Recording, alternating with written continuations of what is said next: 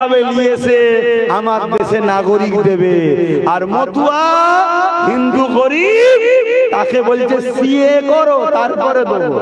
কেন তুই পাকিস্তান থেকে আদনান সামি একজন মুসলমান, আমি জানি না আমি মুসলমান, যাই হোক মুসলমান, তাকে যদি সিএ না করে ডাইরেক্ট নাগরিকত্ব দিতে পারে তাহলে আমার বাংলায় মতুয়া ভাইদেরকে কেন সিএ করতে হবে?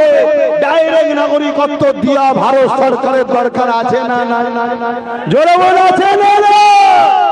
কিন্তু আমার মতুয়া ভাইরা বুঝছে না। মতুয়া ভাইরা এখন মুদি মুদি করে এখনো ঘরে আছে।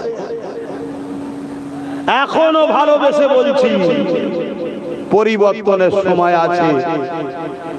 মুসলিম 30-35%, দলিত ওই মতুয়া সমাজ মিলে 27-28%, বেশি তো কম নয়।